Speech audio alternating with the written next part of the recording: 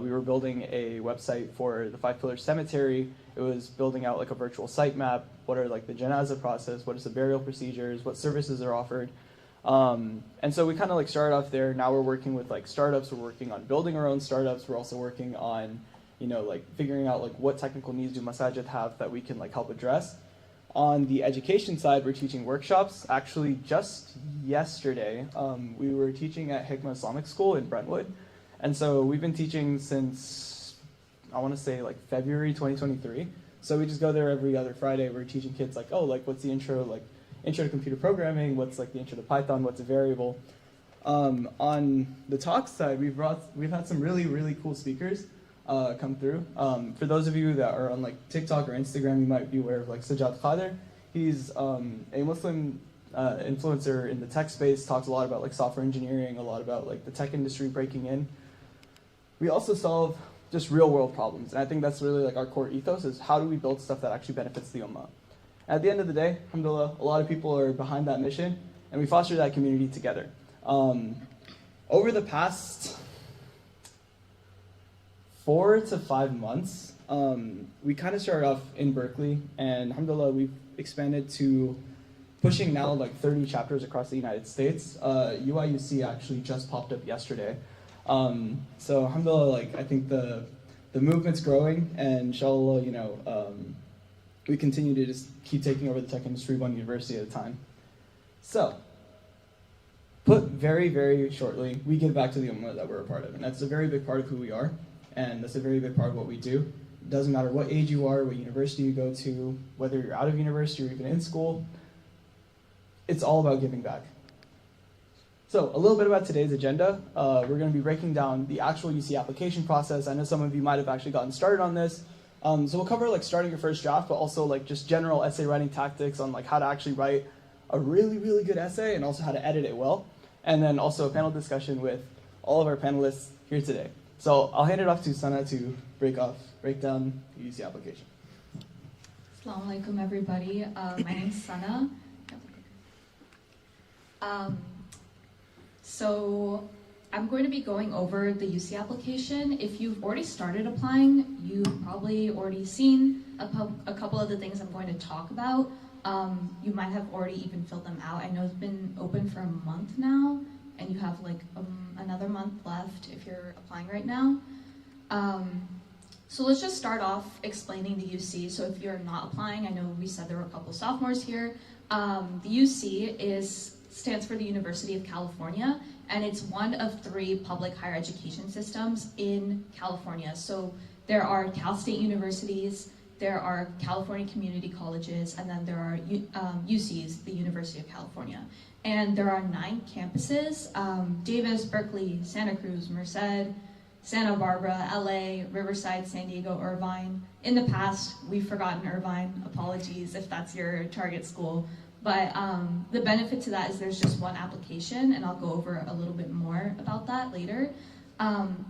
So specifically about the UCs are known for research and grad programs. So if you've seen the rankings and you see UCLA and UC Berkeley are tied for #1, or UC Berkeley's #1 in terms of public schools or public universities in the United States, that's because the CSUs, comparatively, the Cal States, are known to be more like vocational in their educational style. So what that means is that they focus on producing people who will enter the workforce, whereas the UC's mission is to produce leaders. So people who are going to be CEOs, COOs, managers, like people who are going to be in roles that are more leadership roles. They're not just going to be working odd jobs or go straight into the workforce and just kind of stay in one role.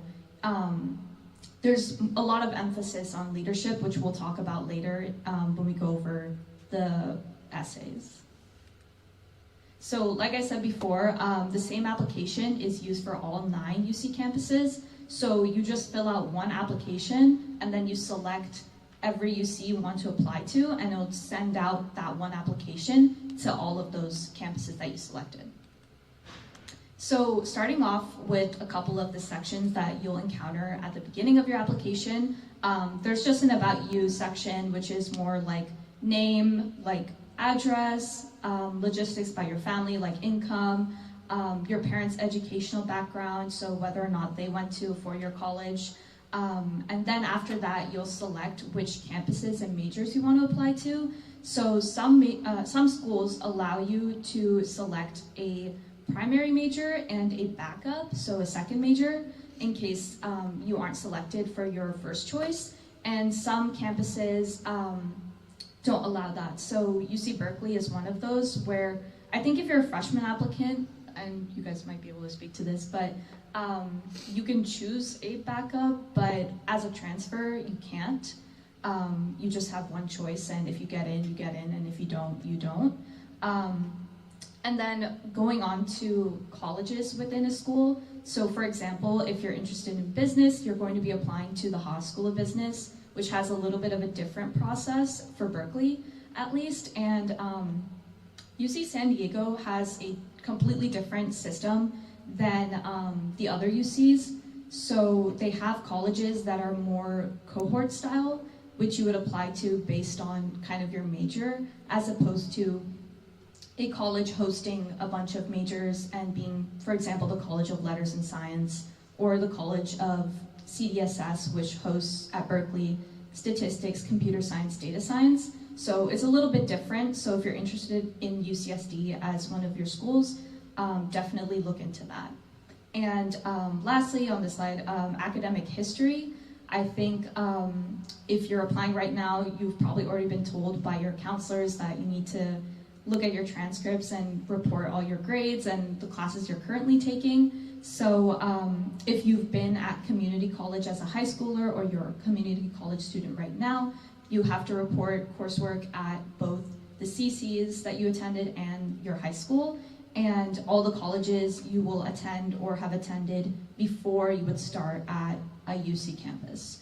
And like I said before, look at your transcripts for everything that you want to input, because you don't want to accidentally report the wrong information, that you got a higher grade than you actually did, or you missed reporting a class that might actually be really crucial to your application. It might be one of your required classes if you're a transfer. So moving on, I don't think test scores are required anymore. I'm not too sure. I think so. So if you have taken test scores like AP exams, IB, English proficiency, I always mess that word up, and international exams, that's something that you'll have a section to report. If you're a transfer student, you can report these to get credit for the AP classes you've taken, and kind of waive those requirements, because they wouldn't have required you to take them at community college. And then there'll be a section for you to apply to scholarships and programs based on, I think there's a middle class scholarship, there are a couple scholarships for transfers, for leadership. They can also reach out to you after you're admitted, which happened to me, if anyone wants to ask me later in the panel about that. I think Ali also has had scholarship experiences, so we talked a lot about that at the last workshop we did. So we're open to answering more questions about that. I won't get too into it right now, just because I'm kind of giving you guys the overview. And then activities and awards, this is where kind of the bulk of the application starts. You want to list the majority of your extracurricular activities, awards, achievements. And I say majority because you don't want to list everything. Sometimes you have activities, you're part of a club, but you're just a general member. That's not necessarily the best thing to put on there if you don't have any impact. And we can talk more about that later. But the emphasis really is quality over quantity. There are 20 slots and you're limited to 350 characters, not 350 words. So that's a lot shorter than you think it is. And you want to be really concise about the impact that you're making at that organization or in that club, whatever it may be. So like I was talking about earlier, you want to make the most of the activities and awards sections. There are 20 slots, you can fill them all out. I personally didn't, but it's cool if you do. I think you really want to be concise with everything that you're inputting. Try to quantify your impact and emphasize leadership impacts, any tangible experiences or contributions you made in that activity, and include your responsibilities. If you were a manager for a project, if you led a volunteering program, you want to talk about that. Really emphasizing your leadership skills, like I mentioned earlier, that's a big thing for the UCs. And like I said before, you want to quantify your time commitment. If you volunteered for 300 plus hours throughout high school, you really want to make sure they know that. So moving on, now we're going to talk about the essay questions, and what the UC calls these are personal insight questions, and they're just the college application essays, and I'll refer to them from now on as PIQs, because that's the shorthand that they use. And you're allowed to pick 4 out of the 8 to answer, and each is a maximum of 350 words. And what you're really answering here is, who are you as a person? They want to get to know you now. They have your activities, your achievements, your grades. Who are you? So I have the UC's kind of guidelines on the side. I've never talked about this in the past, but I realized that it's probably better to kind of go through this as well in tandem with this. So one of the first questions that you're able to answer is, describe an example of your leadership experience in which you have positively influenced others, helped resolve disputes, or contributed to group efforts over time. So what the UC says to consider is leadership roles, mentorship, being in charge of tasks. So leadership is going to be a really common theme. You're probably going to get exhausted that I keep saying leadership, but it really is important here. Did you organize an event? Did you manage a project? What did you accomplish, and what did you learn from that experience? So when Ali talks about writing your essays, we're going to go over kind of the structure, but they're kind of hinting at what they want you to think about when you're writing them. So, and it kind of follows up with more questions. Did you lead a team? How did your experience change your perspective on leading others? Did you help to resolve an important dispute at your school, in your community, or organization? So the second question is, every person has a creative side, and it can be expressed in many ways: problem solving, original and innovative thinking, and artistically, to name a few. Describe how you express your creative side. So what the UC wants you to think about is, what does creativity mean to you, and how do you express yourself that way, and do you have a creative skill that's really important to who you are? So for example, if you're someone who has a more creative side, but you're in a STEM field, you want to talk about that. You don't want to seem like you're just a STEM focused person. You don't want to appear like you're kind of tunnel vision into one place. I think they really enjoy hearing about people with more holistic backgrounds and experiences, and especially if they're not related to your major at all, and it's something you're very passionate about. And the third question, what would you say is your greatest talent or skill? How have you developed and demonstrated that talent over time? So some things to consider is, what are you proud of in terms of talents and skills? And it doesn't necessarily have to be recognized or have achieved awards. Is this something that comes naturally to you, or did you develop it? And yes, you can talk about a story, but we'll talk about this later, but you want to tie it into an experience, impact. What did you learn out of that experience, and how does that tie into your talent? How does that tie into applying to the UC? And the fourth question, describe how you have taken advantage of a significant educational opportunity or worked to overcome an educational barrier you have faced. So in the past, I've talked about some people I've met who told me that they failed a semester of calculus, or they got a really bad grade. And in one of our past panels at MCC, we talked about GPAs and how some of us didn't have too good of GPAs applying to the UCs.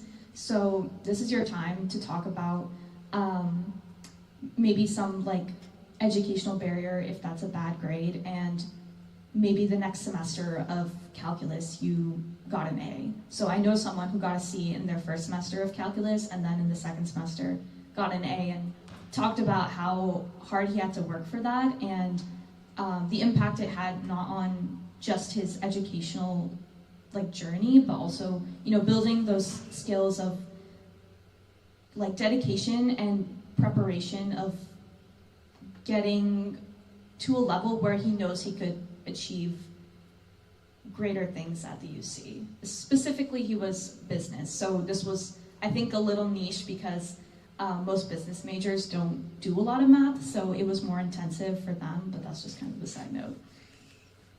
And the fifth question, describe the most significant challenge you have faced and the steps you have taken to overcome this challenge. How has this challenge affected your academic achievement? So this kind of ties in with what I said before. What the UC wants you to consider is, it could be personal, in your community, at your school. What was the hardship that you went through? What did you do to overcome it? And what did you learn from it? We're gonna talk about that more later. I keep saying that, but we will. The sixth question, think about an academic subject that inspires you. Describe how you have furthered this interest inside and outside of the classroom. So if there's a subject, so if you're a transfer, you really want to talk about your major interest here, I would say. And there's another question actually that will replace this for transfers. And I'd say you want to talk about what you're applying for specifically, and the opportunities you have pursued outside of the classroom to supplement that. So for example, if you're a math major, did you go on to ask teachers for references to maybe research opportunities or independent study? Like I think one of our essays discusses that a little bit, but what have you done outside of just your education to learn more about the subject you're really interested in? So yeah, like I said before, the transfers have a slightly different question about this, and it's required for all transfers. It's, please describe how you have prepared for your intended major, including your readiness to succeed in your upper division courses once you enroll at the university. And the seventh question, what have you done to make your school or community a better place? We definitely have an essay that goes over this. In the past, a lot of people talk about what they've done within their local masjid. You can talk about that, or even your school community, maybe an organization that you're a part of at school. You'll kind of get more of an insight into this after. And the eighth question, beyond what has already been shared in your application, what do you believe makes you a strong candidate for admissions to the University of California? So I'd say this is where you can really pitch yourself. If you feel like there were any shortcomings in your educational background, like bad grades, this is where, or even like a lack of activities. I think some people I've met said they didn't have time to pursue a lot of activities outside of just academics. So this is where you can really talk about that shortcoming, like, okay, yeah, I know I didn't get to do a lot of clubs, my activity section is kind of weak, but here's the reasoning why. So I'm going to pass it off to Ali to talk about how you can get started on those essays. For sure. Thank you, Sana. So you might be wondering, how do I get started? So I know that this might be like, we're pushing November in just a week, less than. So maybe some of you started your first draft, maybe some of you have like started your second, third, fourth, etc. But I think this advice kind of applies to any step of the editing process or writing process, so bear with me. So the hardest part of writing, as some of you may know, is getting started. Some people wonder, what should I even write about? There's nothing interesting about me. Or alternatively, there's too much about me and I don't know how to narrow it down. So let's think about what you have to do in order to tackle these problems. First and foremost, you got to meet yourself. There's 4 PIQs, and therefore there's 4 different parts of you that you want to talk about. I like to think of these as not essay topics, but more of stories that you're actually telling about yourself, right? What are 4 different parts of you that are so distinctly unique that like each story tells a different part of you, right? Maybe there's a story that talks about like how I'm a Muslim, but then maybe there's another story that talks about like, oh, I'm a big Star Wars fan. Maybe there's another story that talks about, some sort of childhood experience that really shaped like the way I view the world. But you want to tell us about 4 different parts of you that make you who you are. Because again, the goal of these personal insight questions is quite literally that. You reverse engineer the word, right? Questions that are trying to get insights into who you are as a person. Personal insight questions. So, these 4 different parts are going to make you whole. They paint a full story about who you are beyond the stuff that's already shared in extracurriculars. They know what activities you've done. They know what awards you've done. They know your GPA. They know what classes you took. But they don't know who you are as a person. So this is really your time to shine in terms of telling them, like, okay, outside of like the technical stuff, who am I as a person and how am I going to contribute to the campus environment at the university that I'm going to, right? Because universities are also looking for what kind of people are we bringing in, and are these people the type of people that we want to represent our school when they're talking about it, when they're studying there, when they're interacting with people there? What kind of people do we want to represent us, and what kind of people are we admitting into our school? So once you figure that out, now you figure out like what 4 parts of myself do I want to talk about. The second step is you make an outline. So there's an approach that was like taught to me when I was like originally writing essays, and I think it's been really helpful for a lot of people that I've advised over the years in terms of like structuring their essay, in terms of figuring out like, okay, what's kind of like the breakdown of like, okay, like how much of something do I want to write, how much of something do I want to write, how much of something, and how do I structure my essay in a way that it's effective and it actually tells something about me. So the 20-40-40 approach is 20% of the intro and the hook, 40% of what you did and how you did it, and the last 40% is what you got out of the experience. And that last 40% is the most crucial part of a story that you want to tell. So you can really use this framework for telling any sort of story whatsoever. And you can make up a story on the spot and still follow the framework. So maybe for starters, I say, I just beat up a kindergartner for stealing my cookie. And now you're wondering, like, why did he beat up a kindergartner for a cookie? Like, what's going on here? And now I have your attention. But then I got to follow up on that, right? I have your attention. It was just one sentence, but all of a sudden it's like, he just beat up a kindergartner? Like, what? And so the next part is what you did, how you did it. Or maybe like, what exactly went down? Why'd you beat up the kindergartner? What's going on? Like, why did he want your cookie that bad? And like, why'd you have to fight him for it? And that's where you're talking about like what the actual story is. And it's like, oh, maybe like I was just having a really, really bad day and like I was really looking forward to that cookie, and then this kindergartner comes in, steals my cookie, and I'm like, ah, right? But then I get in trouble for it, and all of a sudden like now I'm in prison or something. I spend like a year in prison and I do like school out of there, something, right? But then the question then is like, okay, yeah, that all happened, but like what does that say about you? And that's the last 40%, and that last 40% is like, okay, after that experience, I realized that I had to correct my ways, that I had to be more in control of my temper. And so I started a youth program in order to help kids with anger management issues, and also gave them cookies as treats for being on good behavior or something. But more importantly, also like it also made me realize that I had a lot of growing to do as a person, and in the years following that, I really made sure to, check something, and you can really start talking about who you are as a person, and now you're getting some insight, like, okay, like, I got your attention with, like, yeah, I beat up a kindergartner, but, like, what happened after that? What happened after that? But what does that tell me about you? And why does that make you an interesting person? So that's really the framework of 20-40-40. You don't spend too much time on the hook, you just get people's attention and get straight to the point. So once you figure that out, now you're like, okay, I know how to structure my story. I know what stories to tell. How do I actually put that thing on paper? So I like to call this word vomit. It's like, I think probably the most accurate way that I personally can describe it is just word vomit. You're not thinking about like, oh, I need to write this really well. Your first draft is never your final draft. And if it is, then maybe you have some revisions to do. But again, you don't want to worry about the fluff. You don't want to worry about the formatting. You just put words on paper. Because again, the hardest part of writing is getting started. So just get started, right? Put a bunch of stuff in. It doesn't matter how coherent it is. It doesn't matter like what the word count is. It doesn't matter about anything. But most importantly, do not GPT it, because you can get a ton of word vomit off of GPT. You do not want to do that at this point in the writing process. Maybe later though. So starting off, you just want to start writing, right? You want to put words on a paper because now you know how you structure it. So it's like, okay, I put a bunch of words down on a paper. Maybe I only need like 20% of this to actually be the hook. I want 40% of this to actually be the story that I'm telling. The last 40%, do I even have a last 40%? Is that actually telling enough about who I am?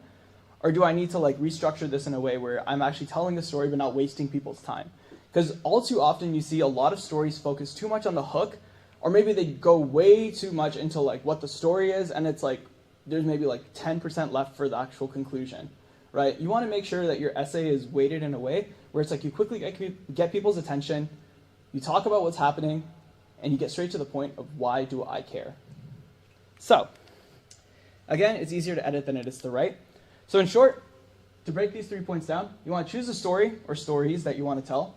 You want to make an outline of what you want to talk about, and you want to start with writing, I like to say, like, write with the body first, then the intro, and then the conclusion.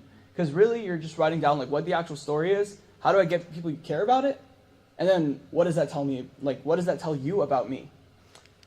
So, we'll get to example essays now. I would like to disclaim that some details may be embellished for College Act purposes, but I will hand it off to, one more note. The original authors did request to please not photograph these essays. We do have everyone's emails if you RSVP'd. If you haven't, it's not too late. But we'll send these out, inshallah, in a bit. So, yeah. Who wants to? Yeah. All right. Yeah? Yeah. So should I like read the whole thing or just? Yeah. You can go to the next slide and go on. Yeah. The down arrow is like forward. For sure. Okay. All right. Assalamualaikum everybody. So I'll just get started. So for this essay, I honestly did not follow the format that Ali was talking about. In fact, when I was editing my slides, that was the first time I ever saw it. So I just kind of broke it up by percentage, and I still didn't do that correctly. Like Ali said, we don't really do a lot of math at business school. So I'll just start off. The prompt I chose was, what have you done to make your school or community a better place? So this is the first part. In my travels around the world, deep financial divide that exists in countries like Bosnia, Tunisia, and Indonesia has struck me. In Jakarta, for example, I saw slums without running water and standing human waste, and within a few minutes' drive, I saw shiny high-rises that screamed opulence. And this is the main part. Bear with me. While the U.S. seems more homogenous, a deep financial divide also exists here. Closer to home, across access to opportunities for people in East Palo Alto is in stark contrast to Palo Alto or Atherton, where just practically a stone throws away. The less fortunate remain stuck in their current state and unable to break from the shackles of poverty. Financial inequality has been growing globally, and each decade has seen further concentration of wealth within a smaller group at the expense of the bottom 99. I refuse to accept this disturbing reality and decided to take the bold steps to curb this trend at the minimum and hopefully reverse it one day. I've created a non-profit organization called Unified Microfinancing Incorporated, which is registered in the state of California with 501c3 application pending at the time, but now we got 501c3 status. My mission is to help aspiring entrepreneurs from less fortunate economic backgrounds by providing them with modest yet much needed funding. We raise capital to fund business ventures by seeking donations from like-minded individuals who are aligned with our mission. And unlike profit-driven companies focused on the short term, I've challenged the conventional model by taking a longer view to create a more financially equitable society. In exchange for our funding, successful entrepreneurs are expected to pay forward and reinvest it back into the Unified Microfinancing Fund so we can help many more and in the process make the organization self-sustaining.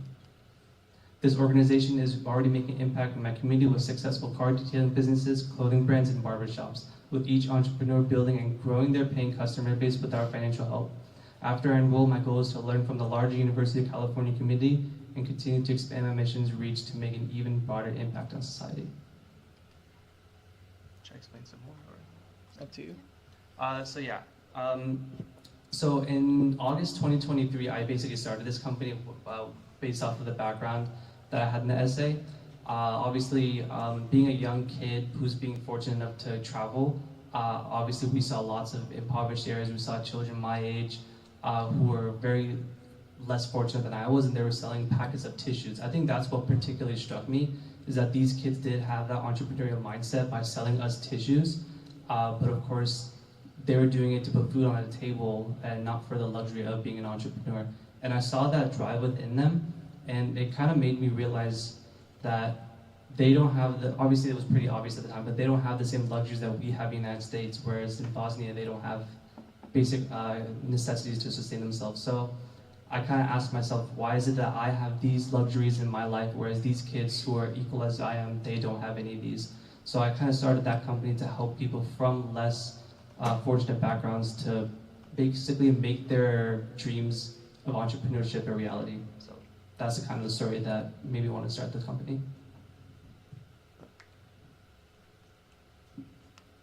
Bottom. This one? Yeah, bottom this forward. Alright. Yeah, so I did the second essay. Got you. Yeah, so I'll just start from, I also didn't follow the 2040 method like while I was writing it, but looking back, it kind of follows that method. Let's see. So yeah, the prompt I chose was describe an example of your leadership experience in which you have positively influenced others, helped resolve disputes, or contributed to group efforts over time. And yeah, I just talked about basically my nonprofit that I started. So this is the intro. It says, in 7th grade, I quit basketball. I no longer enjoyed my time as a point guard on the court and decided to prioritize academics. By high school, I acutely felt a void without basketball, and I realized my passion for the sport had never wavered. So I contemplated ways for me to re-engage with basketball, and thus Hoops for Humanity was born. H4H is a nonprofit organization connecting basketball and charity. As the founding president, I recruited 5 former teammates to the board. Together, we built a community of over 150 basketball enthusiasts throughout the San Francisco Bay Area. Our mission was to promote basketball in underserved communities by funding initiatives like court refurbishing projects and basketball training camps.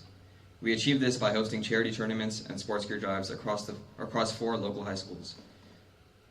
Oh, we'll cut off a little bit. To take our events and fundraising to the next level, we reached out to businesses ranging from local establishments to large enterprises, even forming an official partnership with the Golden State Warriors. Players contributed by participating in tournaments and direct community service opportunities. We raised over $8,000 and collected over 3,500 charitable pieces of sports gear. In addition, over 125 community members attended a Hoops for Humanity night at a Warriors game, where our nonprofit was recognized for its accomplishments in front of 20,000 fans. Beyond these accomplishments, leading H4H taught me significant lessons in running an organization. From students to Warriors executives, I learned how to collaborate with peers and adults. By 11th grade, I realized that being president meant empowering and delegating to my team, contrary to my initial belief that a president takes on sole responsibility. My board members, inexperienced in leadership roles, needed guidance along the way. Based on the teachings from my advisor and past experiences, I mentored our treasurer on financial management, trained our marketing lead on social media outreach, and coached our sponsorship lead on securing business partnerships. I had to support, inspire, and collaborate with my team in order to win. It turns out that being a president isn't much different than being a point guard after all. So yeah, that was pretty much my essay. I think the main things that were important with this one was quantifying. I quantified a lot of what I did throughout my time, and also yeah, I spent a good chunk highlighting what I learned and how I grew from it. And then also yeah, just highlighting that I showed my passion for basketball through this essay, and I think that was important, just so like I wasn't just like a sole computer science applicant. It showed like a new side to me that I think, like Oli said earlier, is like really important in these essays to highlight different sides of you. And, yeah. All right, and for example, essay 3. Salam, everybody. So this essay is one of the transfer essays, and it answers the required question for transfers, which is, please describe how you have prepared for your intended major, including your readiness to succeed in your upper division courses once you enroll at the university. So just starting off, this one is just at the limit of 350 words. You see it's 349. Like the other essays, it doesn't strictly follow 20-40-40. That's just a general guideline. I think it's really up to the story you want to tell. So this person started their essay with, I loved math growing up. Although my interest was briefly interrupted in high school, my college algebra and trigonometry professor reawakened my passion by connecting the math world to the real world. She'd explain the logic of abstract concepts such as an algebraic formula, then describe and work through practical solutions where they could be applied, like calculating population changes. That class also changed my perspective of the world. I realized that math is a core part of life and the basis of application in a variety of disciplines, and a solid foundation in problem solving will prepare me for different fields in the future. As I completed more math classes, every new concept I learned brought me joy and excitement and intrigued me. encouraging me to discover how these ideas can be applied in real-world situations. Outside of my math classes, I enjoy learning how math is applied in different fields. While taking an art history course, I eagerly looked for the golden rectangle based on geometric proportionality and orthogonal lines based on projective geometry in Renaissance art. Recently, I had a lengthy discussion with a math professor about his research where he talked me through the multivariable calculus he used to mathematically prove the curvature of a waxing or waning moon is elliptical instead of circular. Intrigued by how he used mathematical logic in problem solving, I'm currently doing independent study with him on proofwriting and how it can be used in academics, research, and applications in sciences such as astrophysics. And to conclude, although I was previously unable to participate in any math-related extracurricular activities due to my family obligations, my recently reduced responsibilities have allowed me to explore new opportunities such as the independent study, as well as joining the math club and Mu Alpha Theta Honor Society. I look forward to completing my upper division studies of math at UC and taking advantage of interdisciplinary research opportunities to contribute my math skills towards solving problems in a variety of disciplines. I'd love to use critical mathematical analysis to solve real-world problems and help society make further technological and practical advancements. So that was a lot. We can break it down a little bit. In this intro, you can kind of see this person is setting up the framework for the story that they're about to tell. This person starts off kind of giving the reader an intro into what their passion is, what their field is, and in the bulk of the essay, they kind of go through how they pursued that passion, what interests them about it, what opportunities that they're currently interested in or pursuing that relate to that. And like we were talking about earlier in the reflection, you kind of want to talk about what you learned from it, and at the very end, I think that was a common theme in all the essays, was how that relates to where you're going. So how are you going to continue to pursue that at the UC? So I wanted to take a quick moment with our sponsors. So I did want to talk about a little bit about what MTC is doing right now. As you might know, we scaled very, very fast. Actually, over the course of this past summer, we went from 1 to 30 plus chapters. So we realized that there's a lot of stuff we want to do in terms of like investing in Neoma, in terms of building stuff that actually helps people, in terms of teaching kids how to code. But there's a lot of money that goes into these things. So if you're able to, like no pressure, but we really appreciate donations with MTC. At the end of the day, like it's money getting reinvested back into the OMA. But that's kind of it. We'll have this like QR code up later. But the moment you're all waiting for, the panel discussion, Pathways to College. So, it's us four. I'm the moderator, Sana, Faze, and Arham are all panelists, and I will hand it off to Sana for the intro. Oh, sorry, Faze, my bad. All right, so everybody. My name is Fez. So currently I study business at Berkeley Haas, graduating in spring 2026, but I may extend to December 2026 depending on how much I want to do at Berkeley, but that's the plan. So 2 fun facts: I can drive stick. I drove stick on the way here, and I've traveled to 30 countries. I can just use this mic. I forgot we have 3 mics. Oh yeah. Okay, salam everybody. You've heard me talk a lot today. My name is Sana. I'm actually from Pleasanton, not from San Ramon. I am studying computer science and ISF, which is interdisciplinary studies at Berkeley. I'm a senior. I'm graduating next spring, inshallah. I took the CHESP, which is the high school early exit exam, so if you have questions about that, I can answer those. And I'm a former applied math major. I've met a lot of people who've also done that path. So if you have questions about what you're interested in, if you're kind of torn between things, I've cycled through a lot of majors, I can answer those. Salam everyone, I'm Arham. I'm from Danville, so this is my home masjid. So I'm studying CS at Berkeley, class 27. 2 fun facts is I appealed my rejection from Cal. I guess I'll touch on that a little bit more later. And then I'm also a big Warriors fan.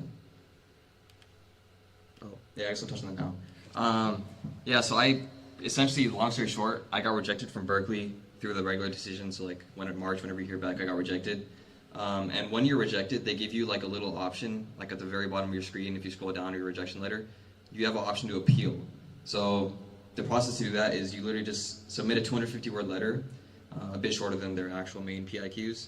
And yeah, you just submit the letter, and then eventually around like 2 weeks before the semester started, so August, I heard back.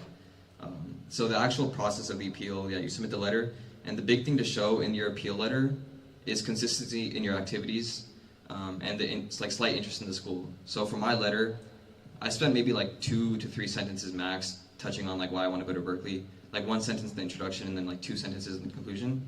But the bulk of the letter was just highlighting consistency in my activities. So all of my activities, or the main 3 activities that I did in high school that I mentioned on my application, I pretty much just told them like, look, I've been continuing to do them and continuing to excel in them.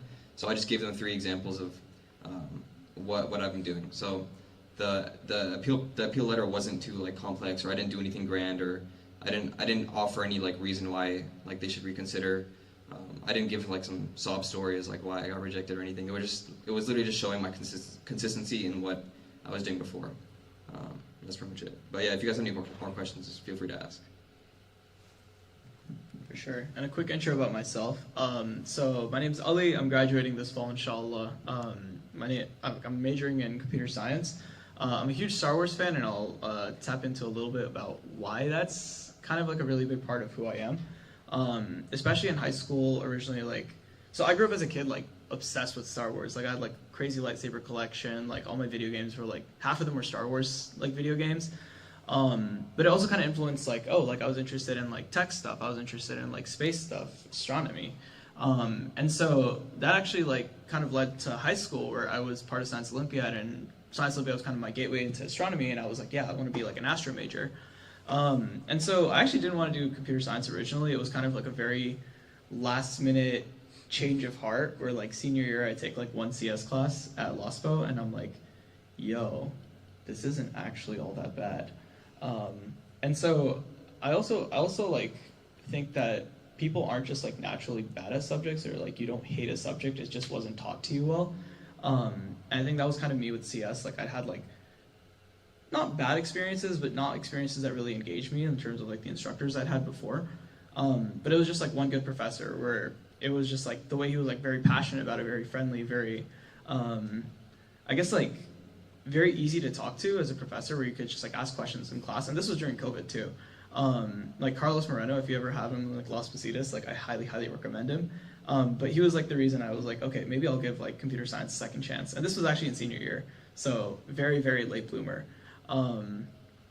But also kind of, I think like one thing I wanted to point out, so something I didn't mention in my actual UC application, but I think helped me a lot when I got into the writing process was freshman and like mostly freshman year, but then a little bit of sophomore year. I was also content creator on this like question and answer website called Quora. I know Quora's fallen off like very heavily in the past couple of years, but back then it was like it was kind of good. But I racked up over like 6 million views within like the course of like roughly like slightly over a year. And I think like one of my biggest takeaways from that was I wasn't writing anything like super technical. Honestly, like I don't think like the actual like value add to society was that high. But one thing I learned was, how do I write stuff that's engaging? In the sense of, when you're scrolling through Quora on the feed, you have maybe 1 to 2 sentences that show up in the preview, and then after that, like, you know, you just scroll past it. So my first part was like, how do I write a good hook? How do I get people's attention? How do I get people to click on my answers? And the second part was, okay, well, now that I've got people to like click on my answers, how do I get them to engage, comment on it? Because if you comment on it, or if you share it, it pops up on others' feeds. And so I think like that helped a lot with me being able to like write like engaging content, in the sense of like, how do I get people's attention, and how do I maintain it, and how do I provide something, you know, of value, whether it's comedic value, actual like intellectual value. I wrote a few intellectual things, but also I was a freshman in high school, so you can imagine what the IQ level of those answers were. But I think it helps, like, you know, if there's stuff that you think you're like talented at that aren't like necessarily related to your major, I think that skills do transfer. Because that content creation stuff helped me in essay writing, because I'm like, oh, like how do I write a good hook? And then also I think like even later down the line where I'm like, okay, like if I need to get people's attention onto like something I'm building, then like how do I build an audience? How do I get people to like care about the stuff I'm working on? So I think like, you know, I think there's a level of creativity you can get out of like figuring out how to transfer like skills that don't seem necessarily like relevant to one another. It could be like, oh, like I'm a big Star Wars fan. How do I translate that passion to like an actual understanding of like the world around me, or the people around me? But yeah, that's enough about me. So we'll open it up to panelist Q&A. Any questions from the audience? Don't be shy.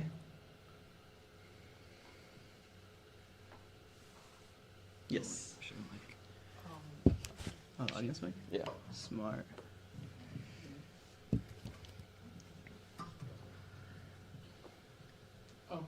Earlier you said that you were rejected from Berkeley originally. Yeah. Then you had 2 weeks before the semester started, which is when you received the actual result that you were accepted. Yeah. So were you planning on going to a different college before that, or? Yeah. So I was committed to Michigan. So I was actually in Michigan when I got the acceptance. So yeah, I was initially planning on going to Michigan, and then like 2 weeks before they both were semesters, so they started at the same time. So 2 weeks before, like on August 1st or around that week, I got the acceptance, and then flew back here like a couple days later, and then now I'm here. So yeah. In the back. Do you guys know like the process to apply into the CSU also? Yeah. Yeah, the process to apply it to a CSU is, I mean, during my time at least, it was simpler than UC's. There was no essay questions to my knowledge. You just submit your transcripts, and then also like the basic information that UC asks, like family stuff, all that like transcripts, grades, stuff like that. But yeah, so there's no essay. You just use like basically clicking a button. So do they have this one website like UC's where through that you can apply all the CSUs, or is it different? Yeah. I think so, right? Yeah. I think my CSU application took maybe somewhere between like 10 to 20 minutes, and I think half of that time was just spent with like, Mama, Baba, what's the answer to this? And it was just like, oh, like, how many people do we have in the family? Or like, does this count as a dependent? Do we count cousins or something? And it's just like, no. I was like, okay. Yeah. It's, essays as well there? yeah, so anything that like ends in like that starts with CSU or ends in like state university, like San Jose State University, San Diego State University, but also like CSU Long Beach, CSU like Northridge, and so on and so forth. Those are all part of the CSU system. So anything that's a state university. No, my question was, do they have the same way for essays or things like? No. All CSUs are just like you submit transcripts and like personal information. Questions? So for AP courses, like students are taking like a number of AP courses, and it's just like it looks like it's endless. So what is the right amount of AP courses they should take, especially for the Berkeley? I have some very strong opinions on this, so I'll let others speak first. I guess there's no like hard like right amount. I guess it's truly up to what the student can handle. Because yeah, like the UC application is very holistic, so it's not just APs that'll get you in. So even if they do take, like I personally have a lot of friends from high school that came, and they didn't take that many APs compared to a lot of other students. So it's like, I guess it's more important how you word your essays rather than like the number of APs you took. That's just my take. Anyone else have any other takes? Okay. I believe personally, so for some context, I went to Tracy High School, which is an IB school, but we had some AP classes as well. So I can confidently say both AP and IB are scams. The reason being, you will take these classes, very hard classes, you will sacrifice your time, your energy, and there is an exam that you can opt in or opt out of. And if you opt in, you pay $70 or $100 depending on what the exam is. And you are gambling an entire year's worth of effort on one test score. And if you fumble that test, you don't get college credit. If you get it, you might get college credit. Because not every school is going to say, hey, congratulations on finishing AP English Lit. We will give you direct credit for our English course. They will say, you have your English language writing requirement, the ELWR, good to go, but you still have to take our introductory English class. So thankfully not all is lost. There is an alternative, which is just take the actual college class in community college. So for me, like I took like all IB classes, like I took like most of the APs in my high school. And alhamdulillah, like I didn't take any tests. Like I took like AP Calc BC. I did pretty bad on it. I took AP Computer Science A. I actually failed that one. So, alhamdulillah, life changes. But basically, I was going into Berkeley with essentially 0 AP and IB credit. But what I did have was like 60-ish units of community college credit coming in as an undergrad. And so for me, coming into Berkeley, like I had the flexibility of like, oh, I can just take like whatever class I want because I don't have to worry about like taking like general education requirements because I already have all of them finished. Because why gamble a year's worth of effort on like potential credit when you could just take guaranteed credit? You just need like a C or higher in the class, maybe even a D or higher in the class to just get full college credit for any sort of community college class versus let me like strive to get like an A in Calc BC and then I get like a 3 on the AP exam and now I don't get credit for it. So my very strong opinion is that I think it's worthwhile to take the AP and IB classes. I don't think it's worthwhile to take the exams because you're just better off doing it at CC. Yeah, I guess I can second that too. I took a lot of APs in high school, as well as a lot of community college classes. So I think I took like 9 total community college classes, and those were like a lot less pressure than I guess traditional APs. And you're also just like way more likely to get the actual credit. And yeah, I know a lot of my friends who only relied on APs. A lot of their courses didn't transfer to other universities, but like community college classes, especially in California, they'll almost always transfer. If you're going out of state to maybe like Purdue or like Illinois, Michigan, it might not be as likely that it'll transfer, but at California especially, it'll transfer.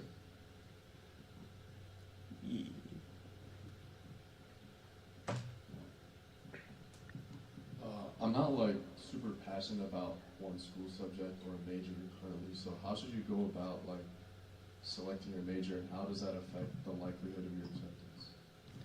What are you passionate about? I guess sports. What kind of sports? Basketball.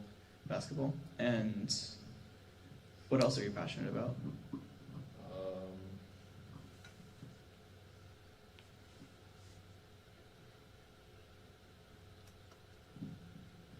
I guess writing.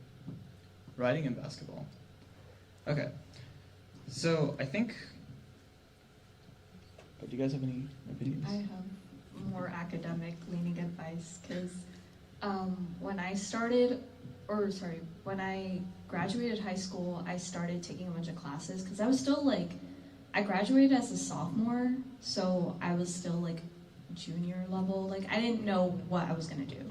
And it took me like an entire year and a half-ish to take a bunch of classes and figure out what I wanted to do. And I kid you not, I like went through 9 different majors, like considering them. And it was like English, business, pre-med, back to business, political science. I think I went to like applied math, and I was like CS, applied math CS. And I'd say like the advice I have is if you're in high school, I talked to someone about this recently, is she feels like high school, she doesn't have opportunities to explore what she's interested in. So if you're able to take community college classes, I would suggest doing that. If you have clubs at your school that you feel like you'd be interested in joining, I would suggest doing that too. Just really putting yourself out there and seeing what interests you is, I would say, the most surefire way to figure out. Not to put him on blast, but I was trying to pressure my little brother into doing CS, and I forced him to take AP CS, which he failed. So that's how he realized that he didn't want to do tech.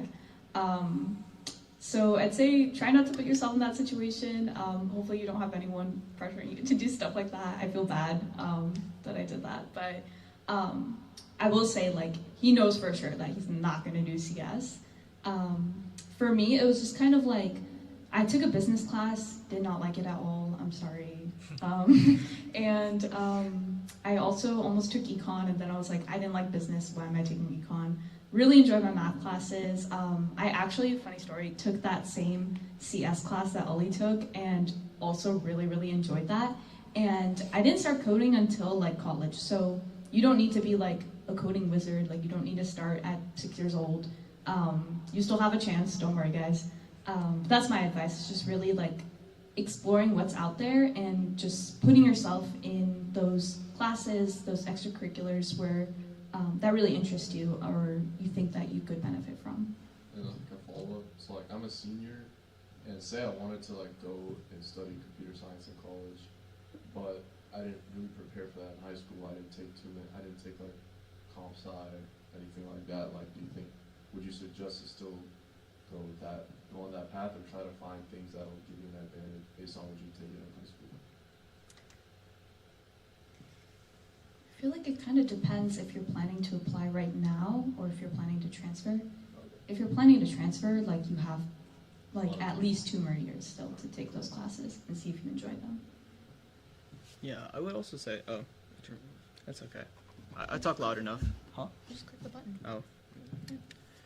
I know, we're called the Muslim Tech Collaborative and I'm still figuring out the tech. But I will say, so for me, like in high school, like I was a very like big Astro geek, and then senior year I was just like, yo, what if I switch to CS? So I applied to a bunch of schools for CS. Obviously, like with my experience, I got rejected from like quite a few as well.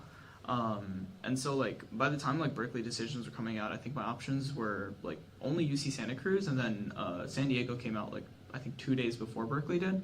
So I was like, okay, like San Diego, like alhamdulillah, like let's do that. Berkeley comes out, and then I'm like, NorCal or SoCal? Like what's the move?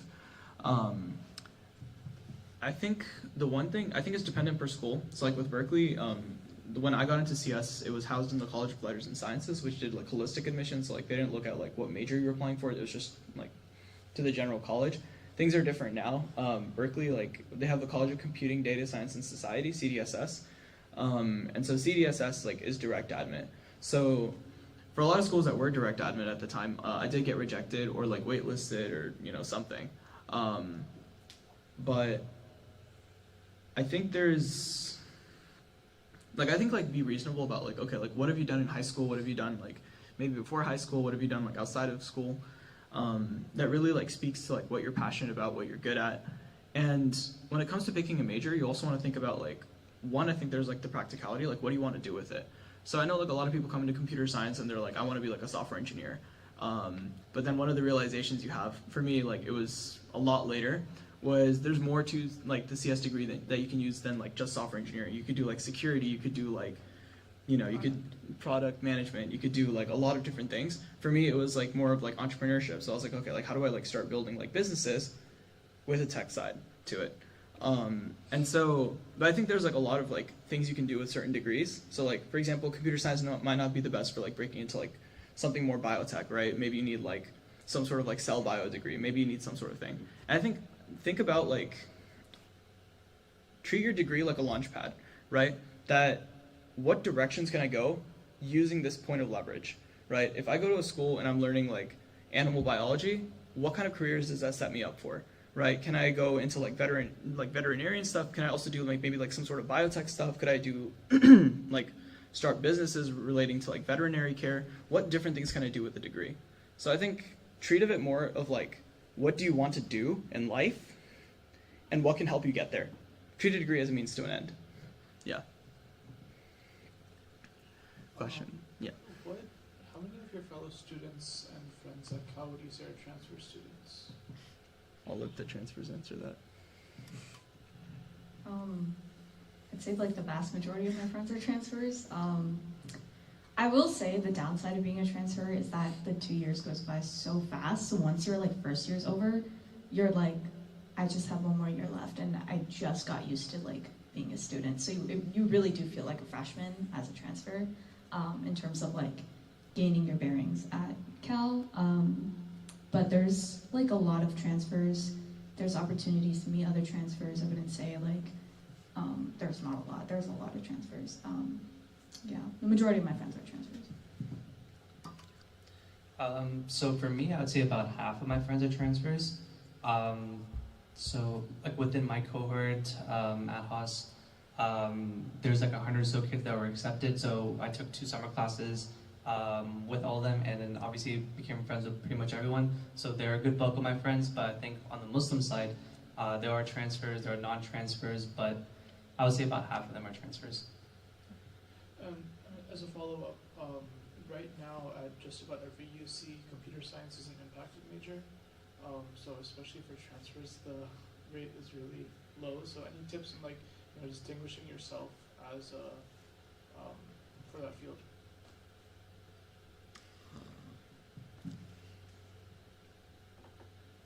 I mean, I guess if you're trying to transfer, I guess the biggest thing is being active in those 2 years at community college, like with CS extracurriculars. So for me, honestly, I applied CS, and when I was doing that, everyone was like, "No, you're like, don't do that. Like, it's too hard to get in. Don't apply CS." But I applied CS every single place, and I also didn't have crazy like extracurriculars with CS. So I think the big thing is just being active. Like, I just did some hackathons, some like side personal projects.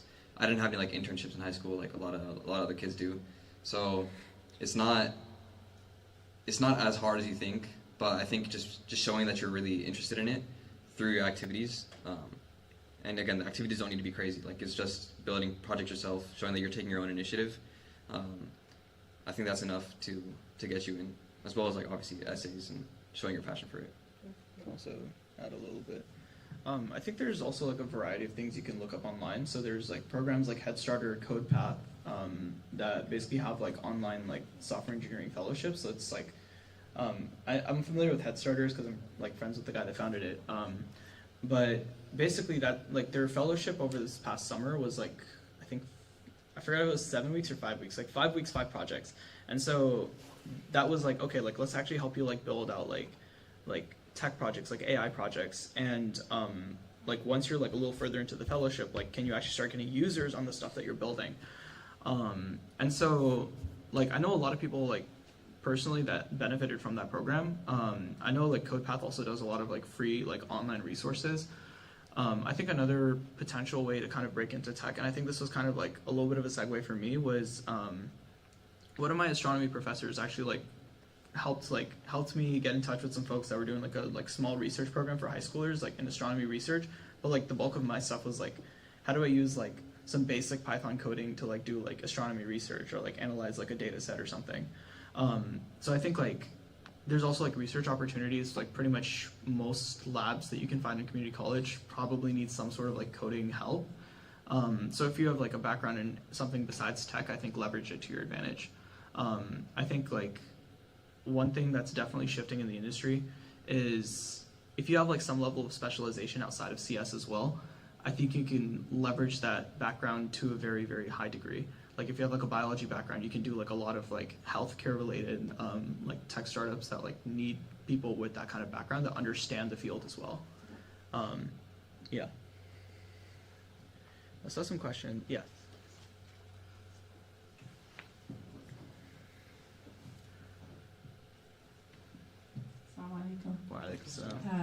Thank you all for being here. Question. My son is applying mostly to computer engineering programs and possibly some computer science programs. I do remember when my other son, who's now actually a senior at Purdue, when he applied to the UCs, it was like the first year after COVID, so they canceled the SATs. You guys were probably going through that too. I think you were about the same age. So there were no SATs to submit. I do know that the UCs are tested blind, not test optional. That being said, would it be disadvantageous or even harmful to submit your SAT scores? I know they won't look at them, but have you heard anything about that? Can we still submit it? I looked at the website. It said you could submit it after you've been accepted, just in case they use it to fulfill some requirements. But question about the SAT: if someone got a decent SAT score, is it better to submit that? That's my first question. And do you want to answer that first, or should I ask the second question? Should we? Go ahead, answer. I have very strong opinions, so like I'll let other people speak. No. Mine's like it's like a kind of a hot take. So okay. In terms of the SAT, if the student got a good SAT score and it's an option to submit it, I definitely would recommend submitting it, even if they say they're test blind. but I don't even remember during my time if I was also test blind, or like the UCs were test blind at my time. I don't remember if there was an option to submit it or not. But if there is, then yeah, I think you should submit it. And also, yeah, when you actually get accepted, you can use your SAT to fulfill some requirements. So either before or after, the SAT will still be useful for applications. But you can say your hot take now. All right. So, like, bear in mind, I applied for like UCs in like 2020, like 2021. So I signed up for the SAT about 6 times, and the ACT another time, so like 7 times in total. Every single one of them got canceled. 6 out of 7 of them by COVID, and 1 of them actually by wildfires. And it was funny because it was a wildfire like in Central California. So I was like, okay, like so much for trying to do it like outside of the Bay Area. My personal take is, I think it's helpful. I don't think it's the end of the world if you don't. And I wouldn't also spend like a lot of headspace on like SAT. I know kids that have gotten like 1580s, 1590s, like full perfect score on the SATs. But if you don't have anything else outside of like that as your personality, personally, I don't think like a lot of UCs will care about like, oh, like this kid like grinded out like a 1600 SAT. What else interesting is there about them? Yeah, definitely. It's not holistic enough. Yeah. All right, thank you. And my second question is, I knew people that applied to CS when it was in the College of Letters and Science, and it was easier to get into and major in than the engineering department. It was just really hard to get into engineering. If someone wants to be a computer engineer, yet doesn't mind majoring in computer science, is it harder to get into the engineering program still compared to, for example, now there's a College of Computing, right? It's no longer in the Letters and Science. Is it still as difficult, or is it currently as difficult to get into as the engineering department? As far as I'm aware, I think so. Before it used to be that like since CS was like housed in LNS, LNS is Letters and Sciences, which is like the general college within Berkeley. So CS and LNS when I originally got in was I think around like 11% acceptance rate, and then like EECS is like electrical engineering computer science. So EECS was around, I think, 4%. So I applied to LNS because I was like, you know, might as well like maximize my chances. I think now it's the opposite. I think CS and CDSS is 2%? Yeah. 1.9. Which department is that? 1.9? CDSS. So like, okay. I think now computer science is harder to get into than EECS in Berkeley, specifically. But I think also like, at some point when like you start hitting like the single digit acceptance rates, like I would just like stop caring about like, oh, like it's 1% versus like 2% versus 4%. Significant difference. Yeah. Thank you. I'd say it also depends if you're a transfer. My friend who applied for CS as a transfer got in, but the way it worked before when it was in LNS was that you still had to declare you came in undeclared even though you got in for the CS major. And she had to go through an appeal process, like actually very recently, and said, I got in as CS, I'm a transfer, and then I didn't make this one mark in this one class, and now I can't even study like the thing that I got in for, right? So that's why they did the whole thing with CDSS. It was also partially funding, but I'd say as a transfer, it's easier to get in for the engineering. Transfers, as far as I understand, I have many friends. I was a transfer student back in the day, went to Davis as undergrad. It's a completely different situation. The acceptance rate is like 30%, something. It's really high.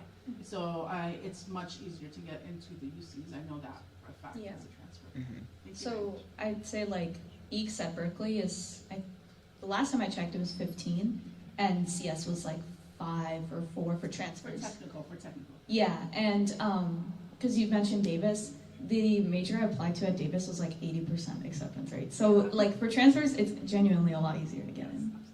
Thank you. So out of the state, you can apply some backup and for some of the out-of-state colleges. So do we have to go to each college, or there is also a central application, and then you can select many colleges there? Oh yes. Do you know anyone knows about that? Up to you. You're probably the outer state wizard.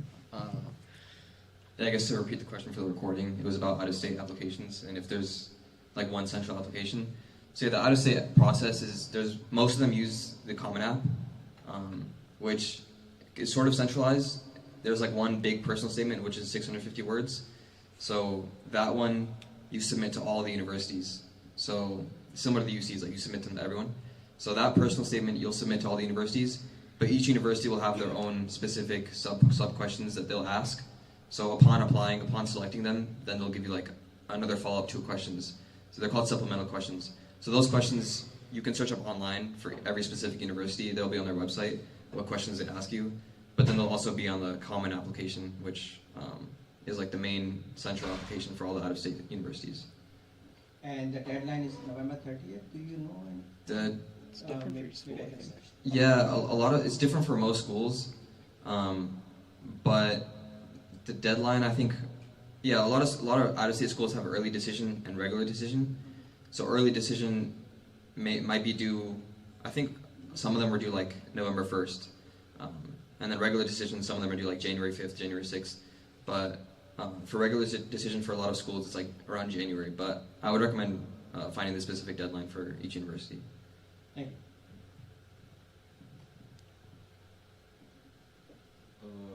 Assalamualaikum, everybody. Wow, One question that I have is, I went to a college fair at Doherty Valley High School recently, and I asked a few of the different spokespeople from the UCs, like, how do they evaluate our grades in high school? So something they told me is that they take our sophomore and junior year grades, and then they evaluate it based on their own UC weighted system. They look a little bit at the freshman year grades, but they don't really look at the senior year grades. So could you guys tell me anything about like how much they can see from like our performance in senior year?